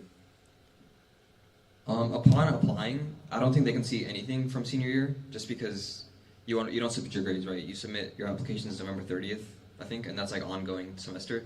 So they won't see anything of senior year unless maybe you get waitlisted, and if you get waitlisted, then they might ask you to send your first semester senior year grades. So in that case, in that scenario, you'll be able to share your progress. But yeah, so I don't think they'll see senior year, and then. But they do. They You do? submit it. Yeah, you Yeah. submit your senior grades after. Oh, you can do that? Yeah. Okay. Just Yeah, don't fail the Berkeley's- class. Yeah. Berkeley's the only one that doesn't. Oh, Yeah. Okay, so actually funny thing. So senior fall, so the reason I know like witnessed this firsthand was in senior year I was taking like a multivariable calculus class, and I did not do too hot in that class, to be honest. But then it was like I got the acceptance to Berkeley. So all the other UCs, they already have access to your the classes that you're taking in first semester senior year, and so like for pretty much every other UC, they're like they have access to like what grades you get because you submit like an update. But with Berkeley specifically, like we're weird about it. We're like, oh, like once you get in, then submit the updates. And so I kind of freaked out when I got into Berkeley because I was like, okay, I got into Berkeley, but they don't know that I basically flunked a class in senior fall. And so for me, it was like, okay, like there was a little section where you could like write like, oh, like here's an update, but like here's maybe something I want to talk about that update. So I was like talking about like, yo, like I'm not gonna lie, like it was senior fall. I was taking like a bunch of classes, running a bunch of clubs, like I was like at my limit. And so like as you could like I did fine in all my other classes. This was just like the one bad apple. And like honestly, like it's just people at the other end reading it. So like they were like, yeah, we understand you were doing a lot. Like it's chill. But with Berkeley is the only one where like you submit it after you get in. Every other school, like you submit it before you get in. So they review that as part of the application. And that's like most other schools, I think, as well, just like outside of the UCs. I believe Yeah. they actually even say your admission is contingent upon Yeah. certain Yeah. grades. So it's not like you can let it slide and nobody knows. Yeah. For transfers, I actually dropped a class that I was taking in spring the semester I got in, and I kind of freaked out too because I was like, oh, I don't know if they care. But as a transfer, if you drop a class that's like required for your major, I think they will rescind your offer because they expect you to finish everything by the spring that before you would start at Berkeley, so or any UC low-key, so that would be the fall that you would start. That class that I dropped wasn't required. It was just kind of like supplemental because I had taken that first CS class and I wanted to do more. So I took a more advanced class and it was just too much on my plate. So if you're a transfer and it's not required, you're fine. But if it's required, you are kind of in trouble, so. Would you say there's a big difference in the between the different colleges at Berkeley? So earlier we were talking about EECS versus CESS. Is there a difference in the kind of students that get in? You know, your networking after Berkeley? Does it really matter? I have an opinion on this. I think EECS people are very privileged. I feel like in COE they have a lot of opportunities that when we were in LNS we did not have at all. I think now it's different, but before I would say like people that were in the College of Engineering had a lot of different weight and opportunities. I would say that I noticed that people that I knew in EECS were getting more and better internship offers than the people I knew in CS. I don't know how it is now. I think it maybe leveled off a little bit, but before it was like that. I'll also answer this from a different point of view. So the people who are in Haas is like its own thing. It's there's only one pathway to get in. You apply directly to the Haas School of Business after your general use application. So the people who are in Haas definitely have a lot more privilege than EECS, CS, like all those guys, because they're their own school. They're also known to be much more competitive, whether you're applying as a high school senior or a transfer student, so they get a lot of the bulk of opportunities, especially after graduation, because once employers or potential investors, etc., see Haas School of Business on your like resume or whatnot, they'll definitely treat you a lot differently after that. Yeah, I can definitely like +1 that on the Haas part. Like they also get like special room bookings for like rooms within Haas, and the rooms in Haas are really nice. So it's like I'm always hitting up my Haas friends, and I'm like, yo, like I look, you gotta like grind out a CS project at like 9 a.m. Like, can you book a room for me? And I will say though, things have kind of shifted now. So like when I came into Berkeley for LNS CS, so it was a different process to actually declare the CS major, which was like you have to take like 3 intro CS classes, and all of them are weeders. And you have to get like a B+ average in those 3 classes in order to actually declare the major. And so obviously that takes time. Like some people do it in 2 semesters, some people do it in 3. For me, it was 3. And then I actually didn't make the cut. So for me, it was like, okay, like first you're not actually declared as a major. And so you're like basically just in LNS in general. And like because it's a general college, you don't get like as many dedicated resources as you would like in College of Engineering. And so like I'm like waiting to declare. And then I'm like, okay. Like all my EECS friends are already declared, so they're already getting like they're on like a mailing list, where the mailing list is pushing out like, oh, here's like Google is doing like a bunch of recruiters in this like room, pull up. And like I'm only finding out if like one of my EECS friends is telling me like, yo, Ali, like pull up. And I'm like, where are you hearing about these things? And he's like, oh, I got it in my email, like didn't you? And I was like, no, like I'm CS, not EECS. And he's like, oh. And so like I just walk in and I'd be like, hey, I'm actually like in EECS, yeah, like it's the same thing, right? I will say though, I think between the majors, there's not much difference, like CS and EECS, like sometimes I forget like which of my friends are like CS, which of them are data science, which some of them are EECS. I was be like, you're an EECS major, right? And he's like, no. And I'm like, oh, like, okay, yeah, CS represent. Cause like you take the same classes, like there's like slightly different like general education requirements, like it's just the COE requirements versus like the LNS, well now CDSS requirements, where COE is like I think you have to take like physics classes or something like that, and then like CDSS is more of like, I actually don't know the CDSS ones. I don't know, it's like it's very similar to LNS. It's like, oh, you take like your English class, your reading class, your international studies class, etc., etc. Yeah, but I think networking after Berkeley, I will say one thing about that. A lot of people go a lot of different routes after they graduate from Berkeley. Most of us just trauma bond over the fact that we went to Berkeley, where it's just like I was talking to someone who graduated legal studies, and she works as like trust and safety policy at YouTube. And like I was talking to her, and it was just like the conversation was basically like, hey, go Bears, like what was your time in Berkeley like? And she was like, oh, you know, like we had like the engineering library, and we just like hang out, and like a bunch of my friends were like EECS. And I was like, oh, they kind of like closed the engineering library down. It doesn't exist anymore. And she's like, what? And I'm like, yeah, like go Bears. But I think like after Berkeley, like it's just like, oh, you went to Berkeley, like cool, me too, like what's up? Yeah. Other question? Can we know more about the early graduation thing and like benefits? Resident expert. Just for the recording, the question was about early graduation. So I talked to someone very recently about this, and I say this every time, it's really dependent on you and what you're interested in, what your background is, what your plan is. I personally, sometimes I go back and forth between regretting it and like being like, oh no, that was the right decision for me. But I'd say the benefits are that you can just go straight into college and start working on those requirements, especially if you know what you want to do. So I did mention that I like cycled through a lot of different majors, and I would say that it wasn't until I decided on applied math where I was like, okay, like I know what I want to do now, and you're not really like wasting time in high school just taking a bunch of classes. Like you don't really have too many choices in the classes you take, if that makes sense. So I'd say it's a lot more independent if you prefer that kind of environment for your education. That's definitely one of the benefits. And the person I talked to recently, that was her experience, is she felt that she wasn't able to really explore the subjects that she wanted to in high school, and just because of the limitations at her high school, they don't have a lot of other electives other than kind of the more mainstream ones, and she wanted to take I think more niche classes or really pursue her interest in biology beyond just like AP Bio. So I'd say those are some things to consider if that's a path that you're looking towards.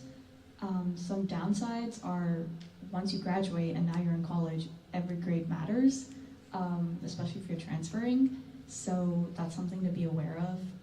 That's, I think, something that really stressed me out in the beginning. It's because I was like, okay, I literally just got out of high school. I didn't even finish high school like fully. So I felt like I was just jumping into college and I hadn't built those really good study habits. And it was like a lot of imposter syndrome. So that's something that you can experience if that's like a path you choose to go down. I'd say it's really dependent on you as well. That was just me at the time. Did you do 2 years of community college, or just 1 year, that senior year in community college, and then transfer to? So I did 2 years of high school, left, then 3 years of community college, because the first year I kind of spent like adjusting and exploring what I wanted to do, and then after I finished that first year, I knew I wanted to do applied math, started taking all those classes, finished everything in my next 2 years, and then applied. So I spent 3 years at CC. I'd also like to add, if you guys are students, also feel free to ask questions. You guys are the direct recipients of these benefits. So definitely ask questions. I think that's like one of the biggest skills you can have. And I can also talk a little bit about non-technical stuff, because I mentioned I'm in the interdisciplinary major, so I also have experience in like social sciences research and stuff. That's what I'm doing right now, like in most of my classes actually.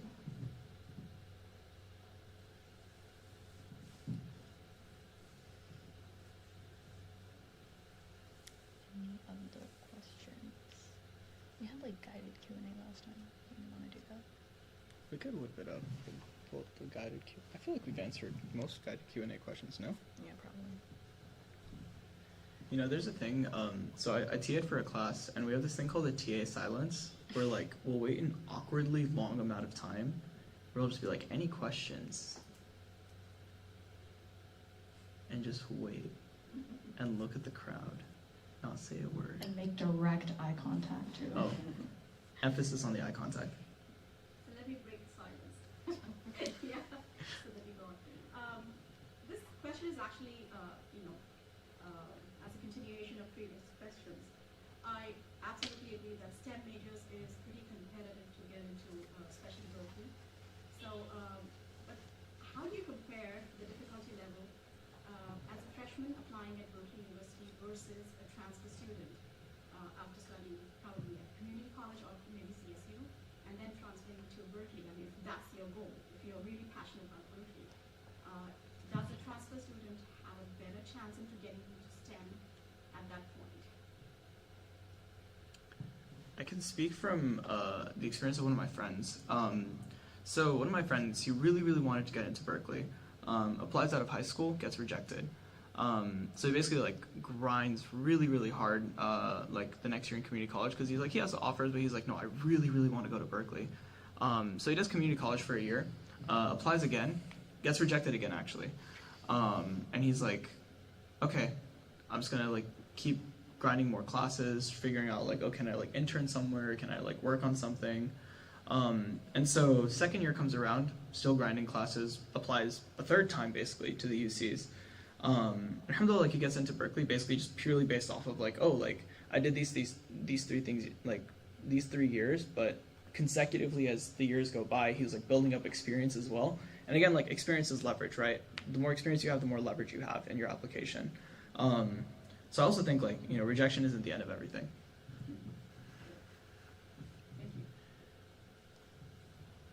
Questions, especially from the students.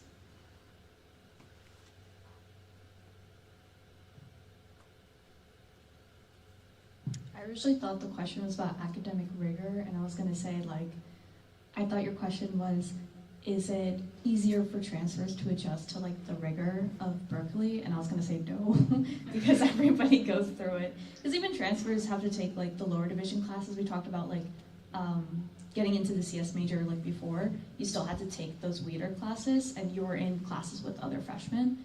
So, yeah, the rigor is not easier for transfers. I was wondering if you are going into applying for college thinking about either at some point doing like a double major or a major and a minor. Is that tough in UCs, or is that like not as hard as somebody would imagine it to be? Depends on the discipline, I think. Because double majors are like, they're taking twice the amount of classes because you're fulfilling requirements for both majors. I'd say if they're like in similar disciplines, there's a lot of overlap. Like for math and CS, which I was doing like in my first 2 years, a lot of the math classes are required for CS majors, and then the CS classes I was taking were like prerequisites for the CS electives that I wanted to apply to the math major for the math electives. So that it really depends. I'd say if you're on the social sciences side, it might be easier. I'd say like my socio classes this semester are like the easiest things I've ever taken compared to the rigor I was going through last year. But minors I think are easier to finish at Berkeley. They're usually like at least 5 classes if they're like smaller minors, and then it kind of depends on the program, I'd say.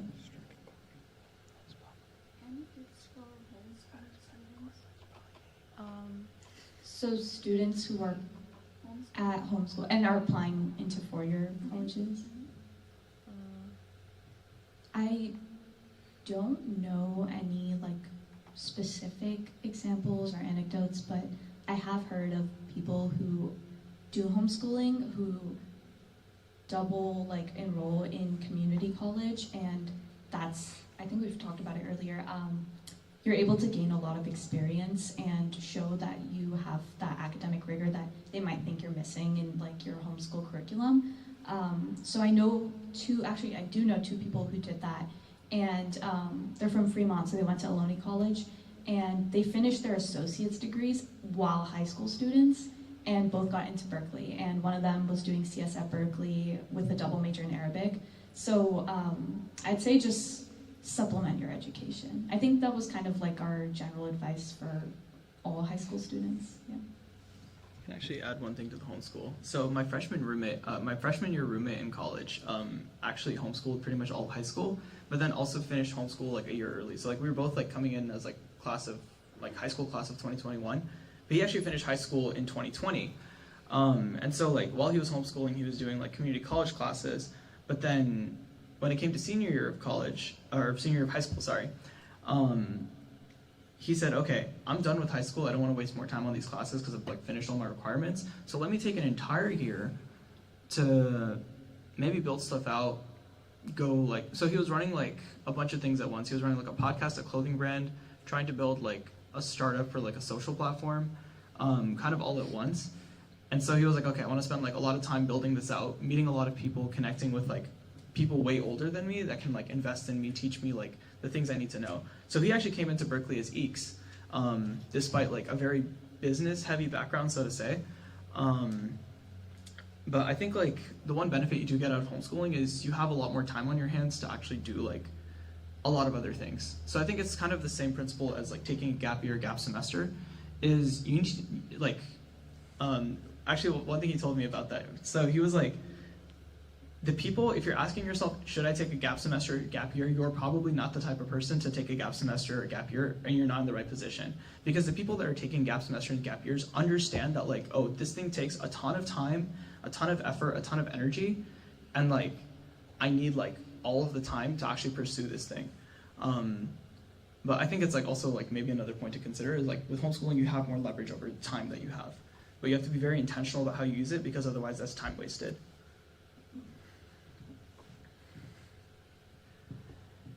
Questions? Yeah.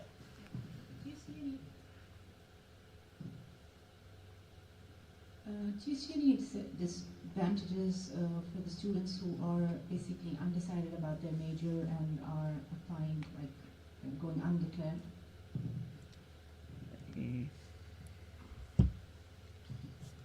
I don't, at least with my friends that came from my high school, a lot of them came in undecided.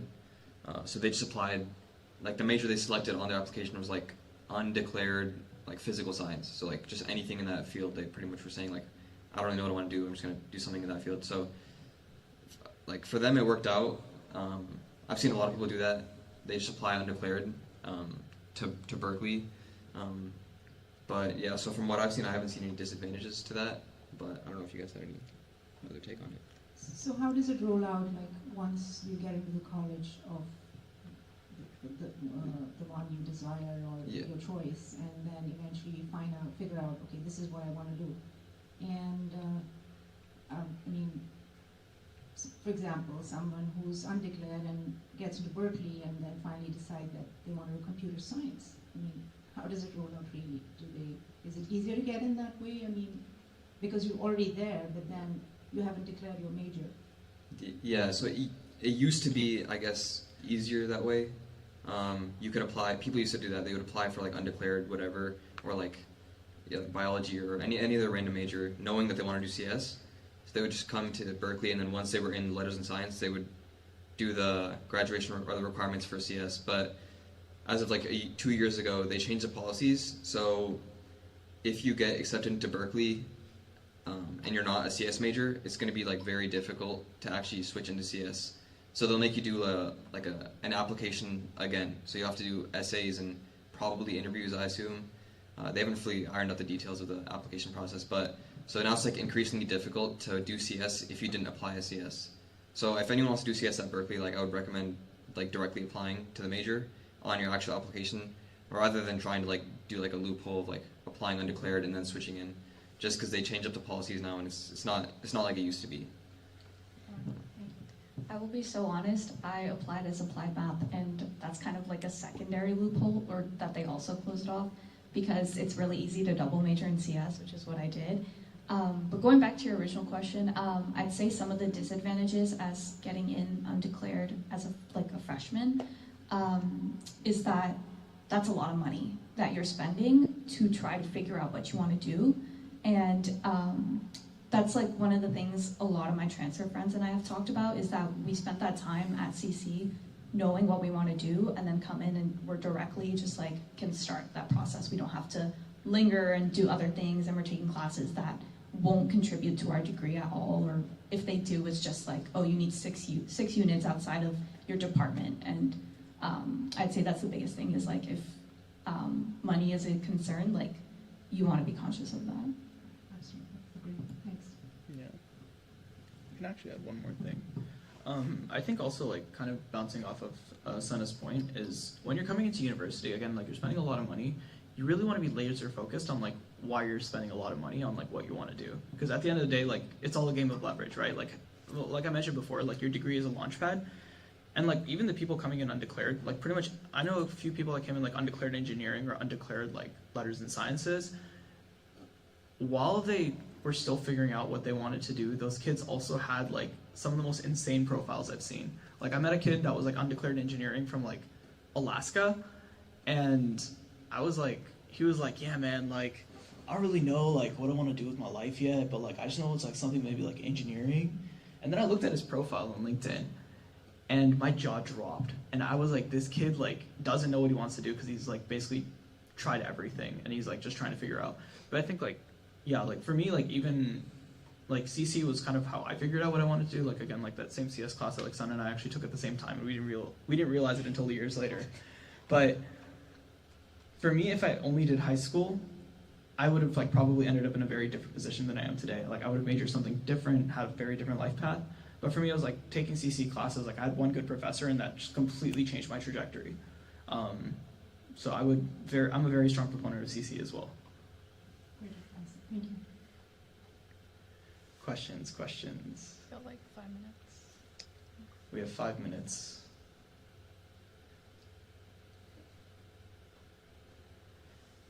Take like 2 more questions.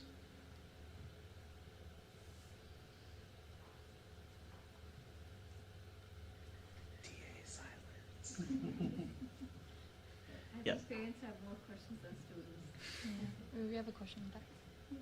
So, coming back to the homeschool topic. So,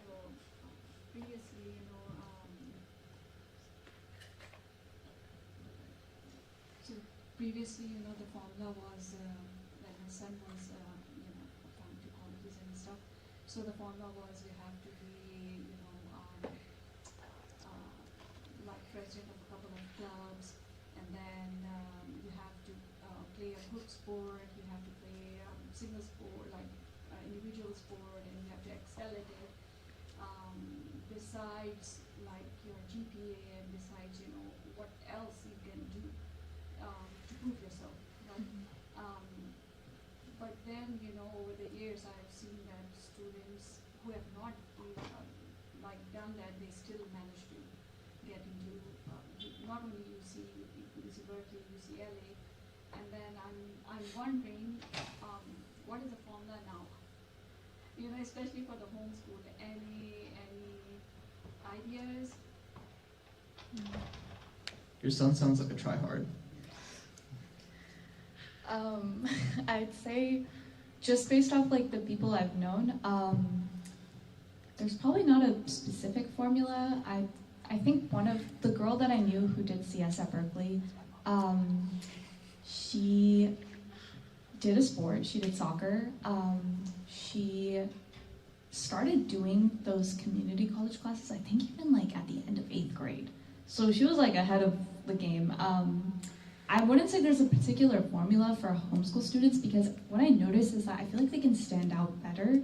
I remember like talking to someone I knew who was doing like online homeschooling, and she was like, yeah, this girl that's like president of their honor society, she was like dead set on Harvard, and I was like, that's ambitious. And I wonder if she got in, and I hope she did, because she's very passionate about it.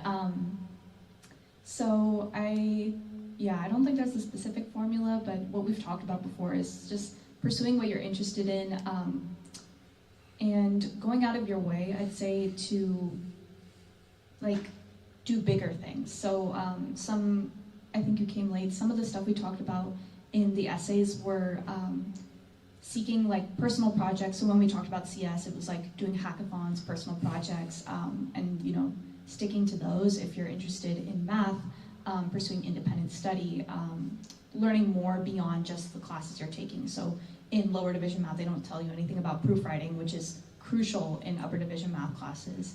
And that's something that people I know and I myself have like sought independent study after. I know people have done after school programs.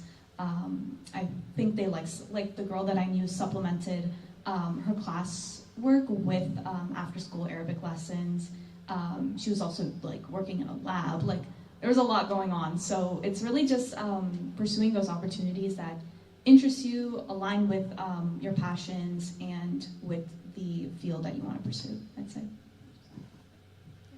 How much mentioned you highlight the fact on your PIQs that you had a more non-traditional route, like you took the chess bee and stuff like that. Did you talk about that? Yeah, I talk about it a lot. Because that's like what we mentioned about the PIQs. You want to talk about who you are, so it's not like I couldn't mention it, and it's kind of how I explained, like, oh, in my first year I was taking like 2-3 classes max. I wasn't taking a lot of classes because I was still like very new to college and this like different environment. And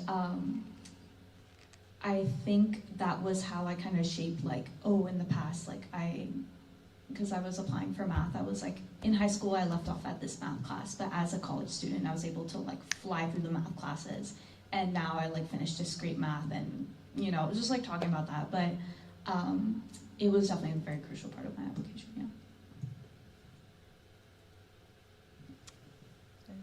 Time for like one more question. Any last burning questions? Yes. It's not burning, but just I've been trying to avoid asking it, but I just want to say it. Would it, regarding the PIQs, we want to talk about who we are, but would it be not advantageous to talk about, say, if our family experienced genocide or like experienced like what's going on right now in Palestine? Not a good idea to mention that, probably, or is it because you know what I mean? Like, it's one of those things that could be used against you, it could be for you, not to get like empathy or like your brownie points, but at the same time not to be discriminated against. Is it a good idea to maybe one of the PIQs to, I think the last question or the one before asks, is there anything else you want to talk about yourself? What do you guys think about it? Say what we talked about last time. We got this question at the last event we did, so you can recap if you remember. Yeah, I think the question was slightly different last time, so it was more of like, I think someone was talking about like organizing, advocating on his high school campus, like fighting with admin. It was more just like... No, that's not. Yeah, it was specifically just mentioning Palestine. Oh, yeah. I think, well, I mean, the reason I bring up the previous question was kind of similar on the topic, at least in the sense of, yes, you want to mention, like, okay, what impacts you had, but also be strategic, right? Like, do you want to mention, like, specifically, like, oh, I was going against, like, campus policies and, like, breaking some laws to get this done. But also at the same time, I think it's valuable mentioning if it's, like, you can turn it into a story. And I say this, like... More about resiliency and despite hardships, valuing education even more, opportunities, life, you know what I mean? Like, definitely, being yeah. able to, like, would that be a positive thing, too? I think so, yeah. Definitely. I think, like, at the end of the day, like, you could say the same thing about being Muslim, right? It's like, oh, like, it's like, wait, aren't you, like, the 9/11 people? Like, but again, it's like, I've seen, like, plenty of Muslim kids that have written essays about, like, post-9/11 life, right? Like, kids older than me that, like, basically grew up, like, as little kids, like, in the post-9/11 era, like, oh, like, someone's, like, calling, like, my parents a slur, someone's, like, calling me a little terrorist, like, what's going on? And I think, like, I'm not equating the two, but I'm saying, like, the principle behind it is the same, is that if it's a very integral part of your identity, I don't think there's a very big issue. In the sense that, like, if that's shaped who you are, and it's shaped your perspective, and it's shaped your, like, resiliency, who you are as a person, I think it's 100% valuable to bring up. Yeah. All right, I think we'll wrap it up here. But Jazakallah khair. We hope that this was beneficial for everyone. And thank you all for coming. Thank you. All right. You don't want to plug donations? Huh? It's okay. All right. And how does the screen mirror thing work? Thank you so much for doing this session for us. We appreciate all you guys' help. One question I have, in the future, if I have bandwidth and I want to volunteer, that's giving back to the younger generation of like 2 decades of tech industry experience. Are you guys looking for volunteers from the industry, or is it more student-based organization? Oh, yeah. Absolutely, sure yes. who to ask that question. Yeah. So, this is kind of on the down low, but we're planning on launching like the MTC National officially. But we're planning on launching MTC National, which will be like much more industry facing. So we're gonna need like all hands on deck. So like, I'm really glad you asked that question. As these kind of get like kicked off, we're gonna need like a lot of like mentorship also for college students. So like right now it's college students for high schoolers, but like we're gonna need like industry for college students. In like higher up in industry for industry, like investors for founders, so on and so forth. Right. Yeah. Awesome. So just what's the best way to stay current and up to date? You can take my number, email, anything works. Sure. Like even if you guys have all this disclosed on the website, because I didn't even know this organization existed. We're very new. So when I saw this, I'm like, I'm really curious. So I mean, I've always, throughout my kids growing up here, volunteered at school and different organizations, you know, A, bonding with the kids, could then be also giving back, you know. 100%. Engineering to product management, you can apply it in so many different ways. So would love to help in any possible way. Let me pull that up. And I did not take any photos. I'm hoping the contents would be emailed. Were you able to RSVP for the event? Yes, I did. Okay, perfect. I did. We'll just send out like things like as we go along. Okay, perfect. Then, And you are Ali, right? yeah, Ali Khani. So it's like Khan, but with an I at the end of it. Yep. We had to beat Google SEO somehow. Got it. And I can write down my number: 408 613 7788. 7788. Yes. Any timeline so I don't bug you until when it gets close to it? Like what time are you guys thinking Week to next 2 year? weeks. Oh, weeks. Yeah. Not like We're moving, quarters or something. very, very fast. Basically, like for transparency, so April of this year was basically when the second chapter opened up at Davis of MTC, and then all of a sudden UC San Diego pops up, USC pops up, all of a sudden like Ohio State pops up, and like from Ohio State goes like Georgia Tech, like Purdue, et cetera, and like all of a sudden it's like the growth was explosive, and it's like okay, we need to get a national team together and like figure out what's the next step, how do we actually make this thing happen. So like alhamdulillah, like I think the momentum's there. It's just like a matter of like we've just been spending like the past 2-3 months basically building out like proper infrastructure. The website is in much dire need of updating. But really like our goal now is like we had like Muslim Tech Fest in September in Sunnyvale. And so that we had like people from like the UK, Australia, like people from all over the world like flying in. And that was organized by our counterpart in the UK, Islamic Makers. Got it. And so basically I got in touch with like the folks at MM, the folks at like Redwood Founders, the folks at like Lean Developers, and it was like, okay, you guys have your established ecosystems in the UK, you have your established ecosystems in Australia, and we're building one out in the US. We figured out how to get to colleges, we figured out how to get industry. How do I take my learnings and give it to you? But how do I take your learnings and apply it to us? So I think now it's like we're trying to figure out like how do we actually start globalizing like the Muslim economy as a whole? How do we start getting Muslims to invest in Muslims? This is all like music to my ears because, you know, especially how last year has 100%. gone by.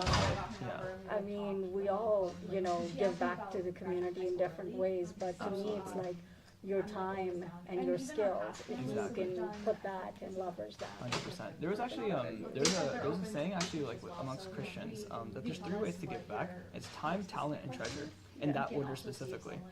And so my thought was like, okay, treasure, we have that covered. And I think like just the Bay Area alone, we sit on like literally billions of dollars of like financial capital, right? It's just a matter of mobilizing that money. And so I think like for us, like I've spoken to like quite a few people about like the generational like gap, but like more specifically, like if you're looking at like millennials, Gen Z, this is like the first time that you see amongst generations that there's actually like a majority that's pro-Palestine versus pro-Zionist. Gen X baby boomers, like it's a minority. But now it's like you see the tide turn. By 2030, every single baby boomer has retired by that point. And who's taking their place? And so the question is like, okay, you have that happening on one side. Tides are changing. Exactly. And then also like, if you just look at the tech industry as a whole, you have like all these different massive like industry shifts, right? You have the